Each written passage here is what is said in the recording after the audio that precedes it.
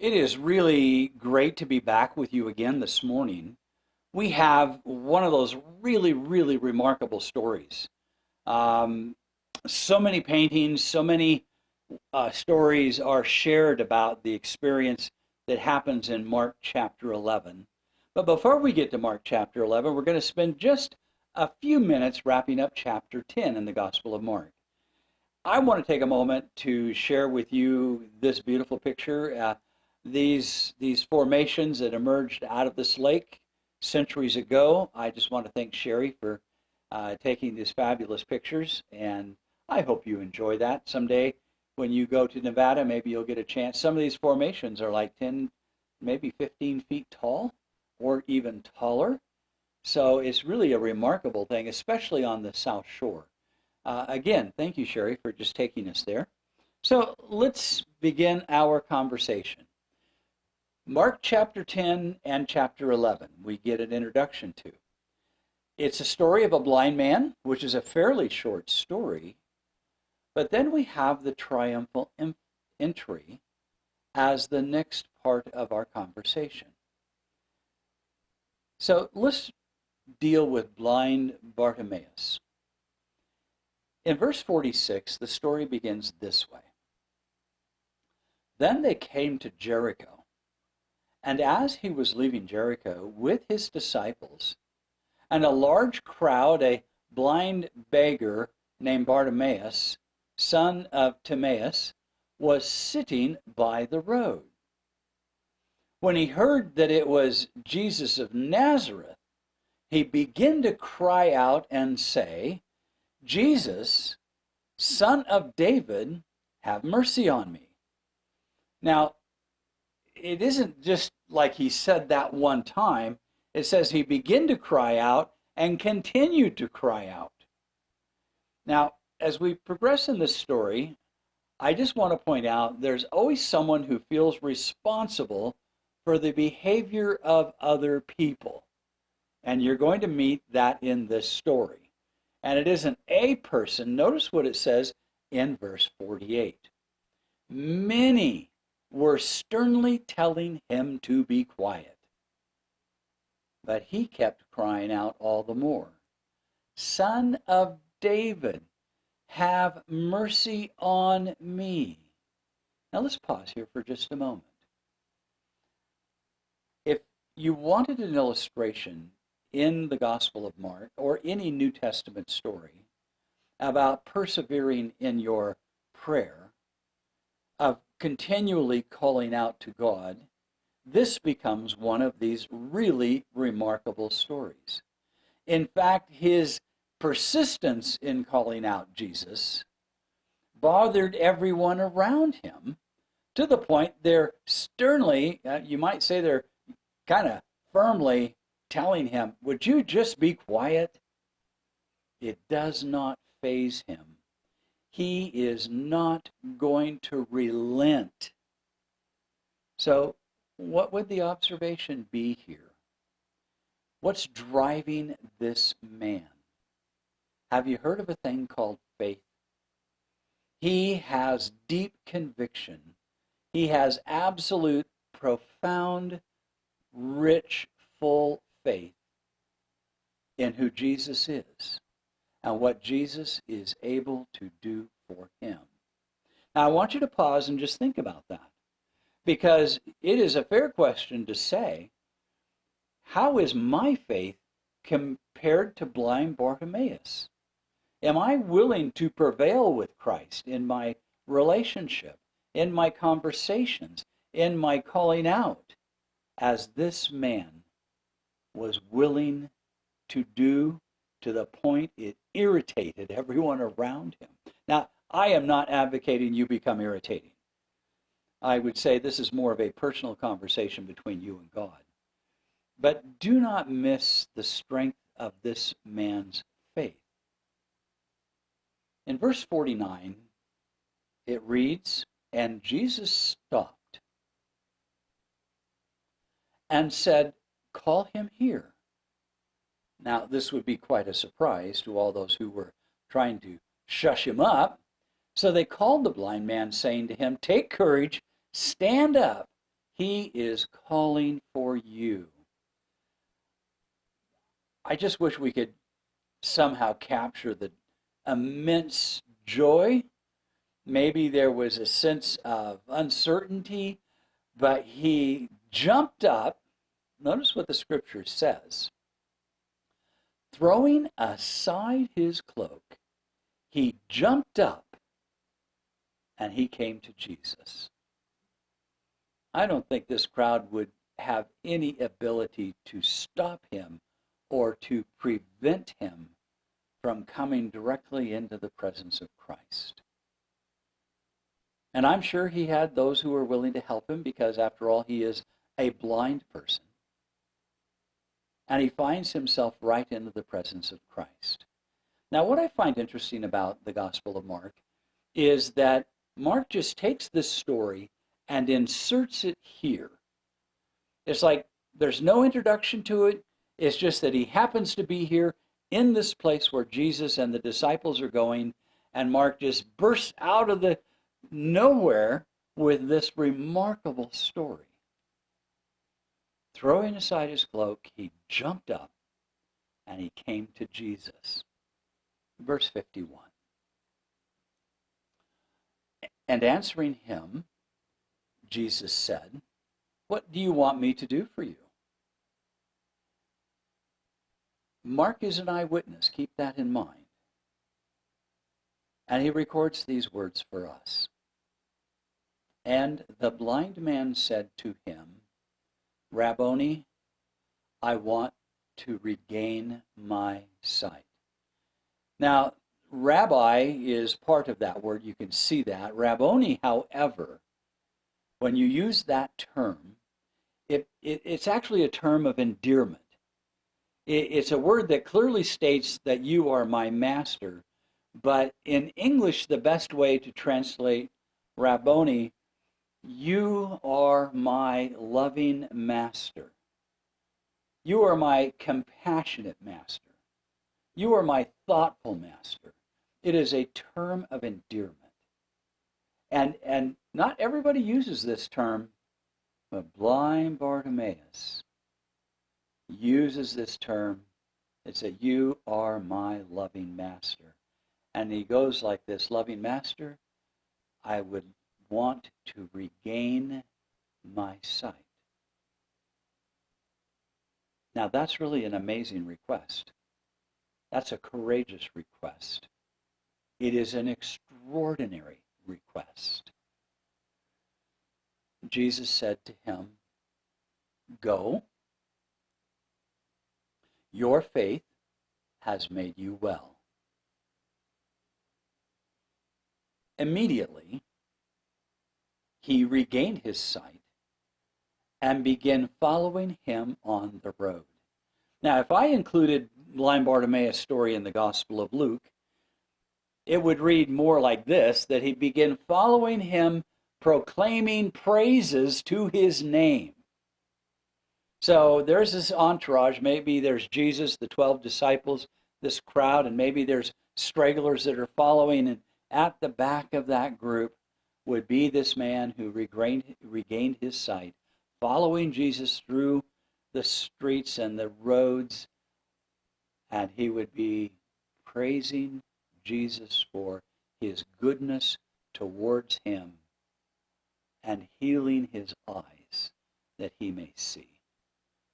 That's a beautiful story, isn't it? Now, it's recorded in both Mark and the Gospel of Luke. Keep in mind that the story reveals the simple power of faith. But it's also the story of a blind man willing to prevail in faith for Jesus to heal him. And it is also a story that Jesus honored his faith. I want you just to think about that. How is your prayer on something that is urgent? Is it like, okay, we're coming up on Christmas, I'm going to save that and just make a request. Maybe he'll honor that in December. Not for blind Bartimaeus. When he knew Jesus was close, you couldn't keep the man quiet. Now, Jesus and his disciples are headed to Jerusalem near the Mount of Olives. And in the story that we are about to read, Jesus sends two disciples on a special mission. Now, what is about to happen is an extraordinary moment in biblical history. I want you to pay attention. I want you to notice. Make note of how the events unfold. And I would like for you to observe what you are going to see in a response from the people as a spontaneous response. What I mean by spontaneous, that it wasn't an orchestrated, it was something coming from inside of the people that you could not have prevented them from doing. So let's get on with the story now. In verse 1 of chapter 11, the subtitle, The Triumphal Entry. As they approached Jerusalem at Bethphage and Bethany, near the Mount of Olives. Now, let me explain these two communities. We don't, in this part of the country, we don't think of little communities of 100 or 200 or 50 people. We don't think of them as villages. But Bethphage and Bethany are small villages near the Mount of Olives on the outskirts of Jerusalem. So, at Bethphage is an important starting point historically because there is a mission in which Jesus is going to send two disciples on. Okay? In the Bethphage, Jesus would mount the donkey that he sends for, and he would get on it, and as a humble king, exactly the opposite of the king in all of its glory on a white stallion or steed riding into Jerusalem, Jesus in his humble garb is going to ride a humble animal into Jerusalem. These two villages become a memorial now to this story. Also, I'd like to point out that Bethany was also the home of Jesus' friends, Mary, Martha, and Lazarus. Here's the story. He sent two of his disciples and said to them, "Go into the village opposite you, and immediately as you enter it, you will find a colt tied there, which no one has ever sat on." That is an unbroken animal, if you would. "Untie it," he says, "and bring it to me." So you got the instructions.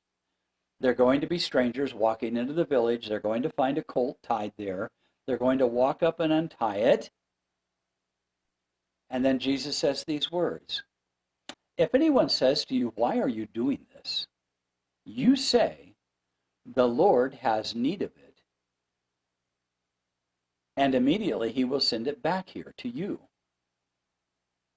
So they have their instructions. Go take somebody's young donkey, if you would, untie it and just bring it to me. And if anybody asks you, just say, "My Lord needs it." And he'll send it right back. Now, it sounds like a simple mission. But what if something happened? What if the owner didn't want it to go? How did the story unfold? Well, here we are in verse 4. They went away and found a colt tied at the door, outside in the street. And as instructed, they untied it. Some of the bystanders were saying to them, "What are you doing untying the colt?" That's what I would expect to happen, wouldn't you? And verse 6, the disciples spoke to them just as Jesus had told them. And they gave them permission. And you're not surprised at that, are you? Of course not.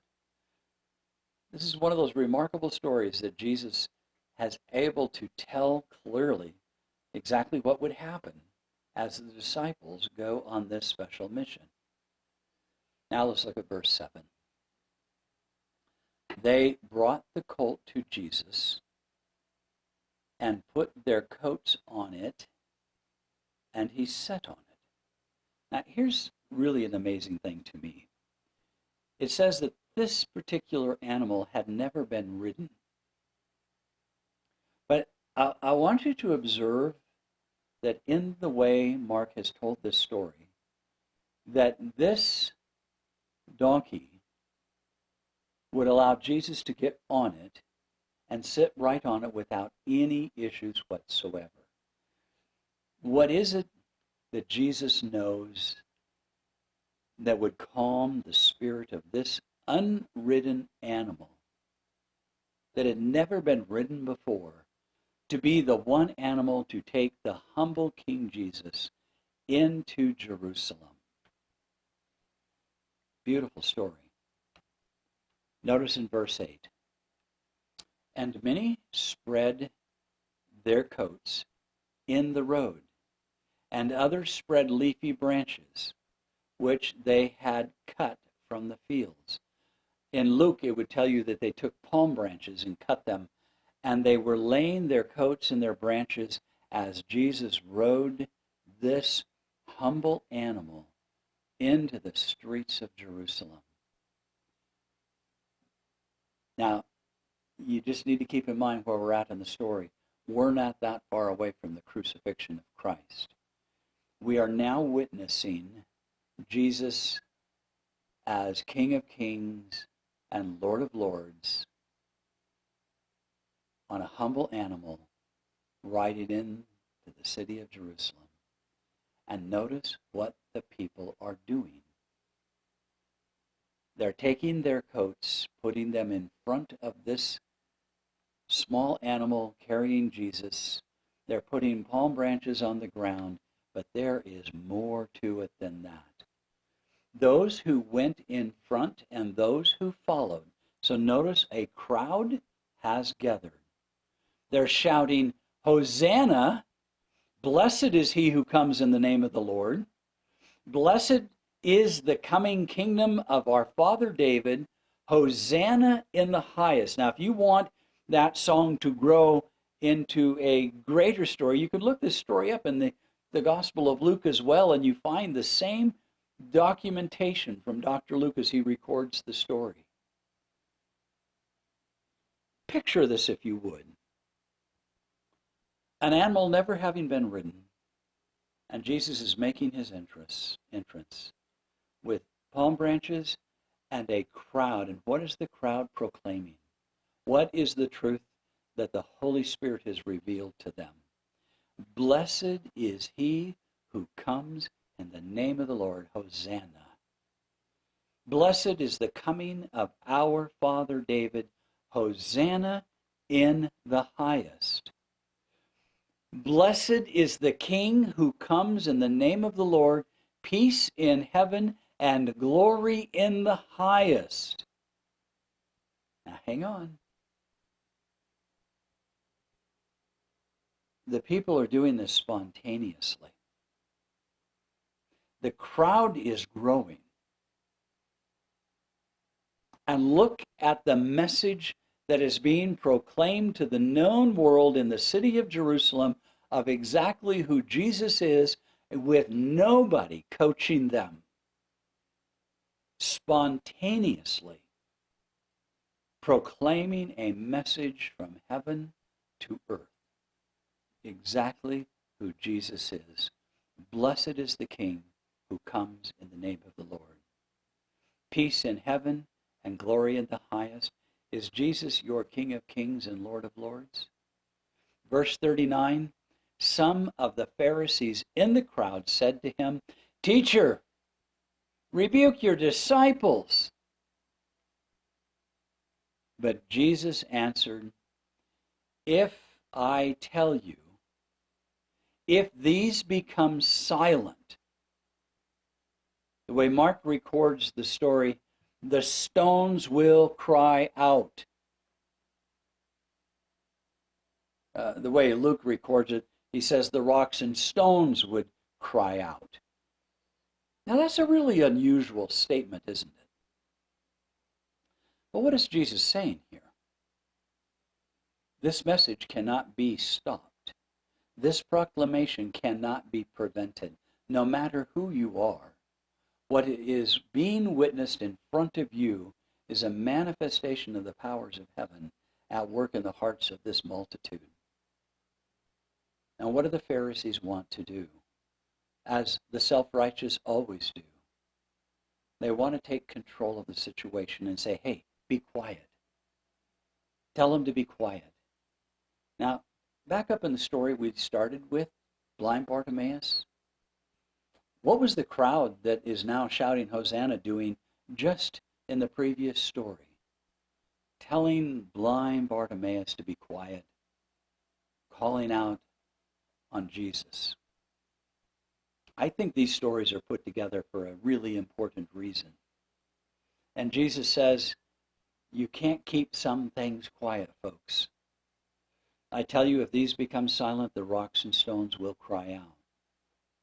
This event was an announcement that Jesus was the humble King of heaven and expected Messiah. He had arrived. He was now proclaimed and introduced by the ordinary people of Judea in Jerusalem. But what do we make of the rocks and stones speaking and crying out? Is such a thing even possible? Ponder that for just a moment. Right now, this is the strangest thing. The conversation we are having, you sitting there, you watching this on your television, or maybe you're online watching it, maybe you're on our account there on YouTube, okay? All I'm going to say to you is this. Everything that's happening in front of you right now, everything that is happening to you right now is being done through rocks and stones. In other words, everything that involves media, internet, television, radio, cell phones, and the like, all of this communication system, are you ready for this? Is made out of rocks and stones. And today they are calling out the gospel all over the earth. You go into any church and any worship service, all that technology that is using to broadcast, that's all rocks and stones. Now, I'm not saying that's what Jesus meant when he said that. But what I'm saying to you today, that rocks and stones are crying out. They are making proclamation on a global scale. Awesome, isn't it? Just a remarkably profound truth. And I'm just going to tell you, that's why Sherry and I named our ministry Screaming Rock Media, because everything we do is digital. Because everything is right now flowing through rocks and stones and materializing in your living room. I think that's just fabulous. I think that's meaning far more than Jesus ever intended, but it is truth today. Notice verse 11. Jesus entered Jerusalem and came into the temple, and after looking around at everything, he left for Bethany with the 12, since it was already late.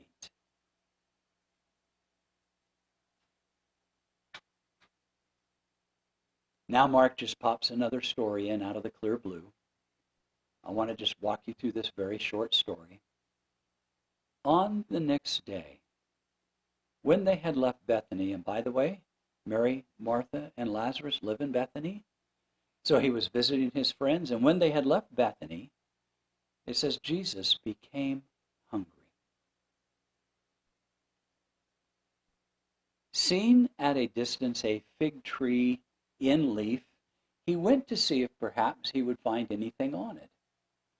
And when he came to it, he found nothing but leaves, for it was not the season of figs.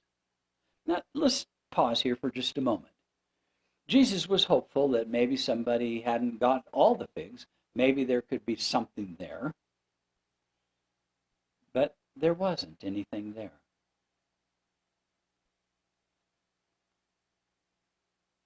He said to the tree, now pay attention here, may no one ever eat fruit from you again. And who's listening? Who is paying attention in this story? Now, is Jesus speaking to the tree for the tree's sake? Well, we don't think so. But notice that the disciples are listening, and I have no doubt that these very words of Jesus are going to once again cause the disciples consternation. Why is Jesus talking to a tree? Why is he telling this tree that you'll never produce fruit again? What is going on? What is it we're supposed to understand?